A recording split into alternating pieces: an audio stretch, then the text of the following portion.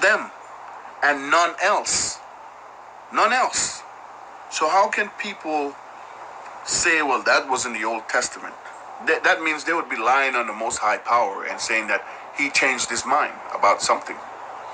Now, if he changed his mind about something, you'd have to prove to me that he changed his mind, right? Prove to me that the Most High Power changed his mind. You can't do it because you won't find it in the scriptures. And you can't just say it off the top of your mind because it don't fly. That don't fly, man. Okay? All right. Well, we know that children of God, they forgot who their maker is. So they go off following all types of other gods and other philosophies or whatever, following the ways of the heathens, doing whatever the heathens do. They celebrate Christmas, they celebrate birthdays, they celebrate all those things. The Lord, our power, never asked us to do these things. Matter of fact, he tells us not to in Jeremiah. He says, follow not the ways of the heathens. Choose none of their ways. You're not supposed to choose anything that your oppressor gave to you. You're not supposed to choose none of their ways. Okay? None of them. Now, let's go to, let's see, what is it? Now, Amos. See, I'm doing precept upon precept because everything that I'm saying falls right into line with the last verse, basically. Right? So let's go to the book of Amos, chapter 3 and verse 1.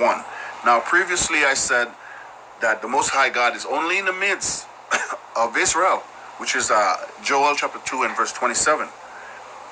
But it says here, hear this word that the Lord had spoken against you, which is to you, O children of Israel, against the whole family which I brought up from the land of Egypt, saying, you only have I known from all the families of the earth. Therefore I will punish you for your iniquities.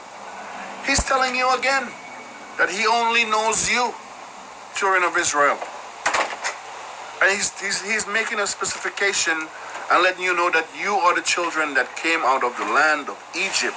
And he's telling you, you only have I known of all the families of the earth. All of them, not some of them. That means if you're not part of the children that came out of Egypt from bondage, he doesn't know you. It's just that simple. He's telling you here he doesn't know you. Okay? So how can you force the Lord to know you when he will never know you? Okay? So that backs up the point of Joel 2:27. Right? Okay, so now let's see here. There was a script. I know I had it all planned out how I was going to say certain things and bring the word, but you know the Lord has a different way of changing things around. Let me tell you.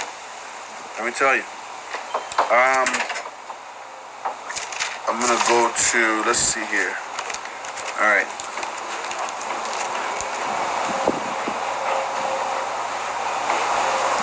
Okay.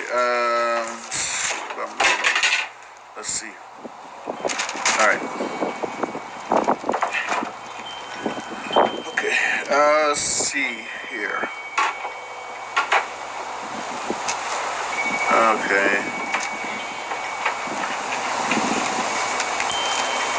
Well, so I'm going to jump into the book of Matthews. Okay. Matthew chapter 10 and verse 5 and 6. It says here, these 12 Yahushai sent forth and commanded them, saying, go not into the way of the Gentiles, nor and into any city of the Samaritans enter ye not, but rather go to the lost sheep of the house of Israel. So, you know, the Lord is telling you here to go to he's telling the 12 disciples to go to the lost sheep of the house of Israel, the chosen seed, the ones that the Lord know only, not to anyone else outside of the chosen seed. He said that Israel is his inheritance. So if we're going to keep with what the Lord says, we can't go against it, right? Now, it says here, Now he's talking to us in verse 14, and he says, "And whosoever shall not receive you, nor hear your words, when ye depart out of that house or city, shake off the dust of your feet." So he's telling you, just shake off your dust. That means forget them. Don't worry about them. So in verse 15 it says, "Verily I say unto you, it shall be more tolerable for the land of Sodom and Gomorrah in the day of judgment than that city."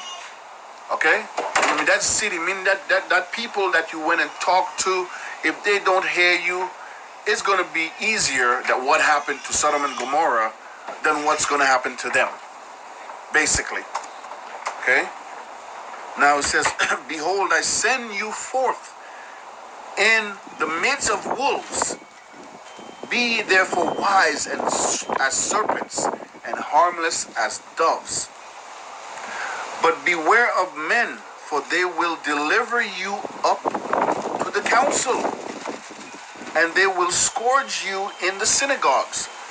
And they do that. They will scourge you. They will say stuff at you in them churches. A person like me can't go in a church. They will not allow me in a church. I know that for a fact. Okay?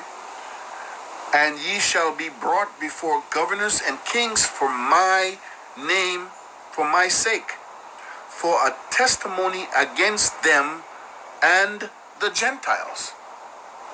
So why would we be making a testimony against them and the Gentiles? Because if we're testifying against the Gentiles, that means the Gentiles don't have a place in nothing. They're going to be destroyed. Okay? So the Lord is telling you here that it's a testimony against them, the governors and the people who are going to persecute you, and against also the Gentile. "But when they deliver you up, take no thought how or what ye speak, for it shall be given you in the same hour what ye shall speak." Okay? "For it is not ye that speak, but the Spirit of your Father which speaketh in you." So this is the time, this is what's going to happen to us when the time comes. We're going to have brethren, we're going to have brothers and sisters and mothers and friends who are going to deliver us to the people that are going to come against us, the children of Israel. And they're going to want to prevent us from spreading the gospel. So they're going to rat us out, basically. Our own friends and family are going to rat us out. They're going to tell on us and bring us to the law. Okay?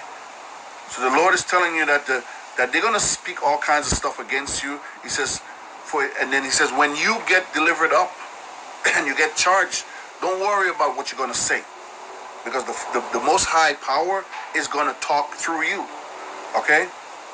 "And the brother shall deliver you up, and the brother shall deliver up the brother to death, and the father the child, and the children shall rise up against their parent, and cause them to be put to death."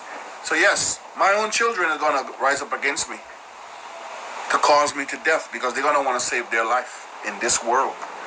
He says, "And ye shall be hated of all men for my name's sake, but he that endures to the end shall be saved." So brothers and sisters, the ones that are faithful to the end, the ones that fear the Lord, the ones that do the will of the Lord, the ones that come as little children, which are the hopeful elect, the ones that he chose even before the foundation of the earth. We have to not take any worries about our life. We don't worry about it. We know that our families are going to turn us in one of these days. But we have to stay faithful till the end. But when they persecute you in this city, flee ye into another. For verily I say unto you, ye shall not have gone over the city of Israel till the Son of Man be come. All right? The disciple is not above his master, nor the servant above his Lord. Okay? So it's basically telling you that The things that the Lord went through is the same thing that people like me are gonna go through. We're standing up for the word of the Lord in the name of Yahweh Bahashim Yahushai. Okay? So we're gonna be persecuted, and we're not gonna have no less problems than what the Lord himself had. Okay? Because the servant is not greater than his master. Okay? Now, if you go down to let's go down a little further. It says here, but when they persecute you, this is in verse 23, but when they persecute you in the city, flee to another. Okay? Flee to another. Now, verse 24 goes on to says, 25 goes on to say,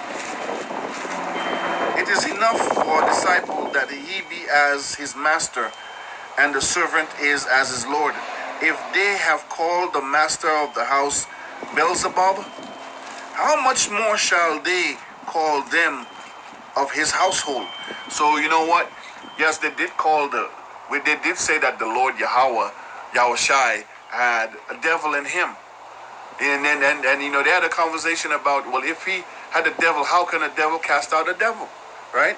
So he's telling you here that if they call the master of the house Beelzebub, which is a devil, how much more is his servants? We are the servants of the living power. We are the ones that the Yahushai chose from the beginning. Okay? So they're going to call us worse than what they called the master. Right? He says in verse 26, fear them not therefore, for there is nothing covered that shall not be revealed, and hid that shall not be known. What I tell you in darkness, that speak ye in the light, and what ye hear in the air, that preach ye upon the housetop. And fear not. Not one of us, all of us. Not one. Verse 28, and fear not them which kill the body, but are able to kill the soul, but rather fear him which is able to destroy both soul and body in hell, in the grave. Right? That's right. So that's what we have to prepare ourselves for. We have to prepare ourselves for the problems that we're going to face ahead of ourselves from even our own families. All right? So, anyways, I want to end this lesson by saying all praises to Yahweh, Bahashim Yahushai, Bahashim Rakakwadash, and I hope it was enlightening to whoever it is that's supposed to find the truth. I hope you find it in truth and sincerity. Do your homework. Study to show yourself approved. Okay? And don't give up. All right? Keep in the faith. Do the laws of the Lord to the best of your ability. Okay? And keep in righteousness. Shalom.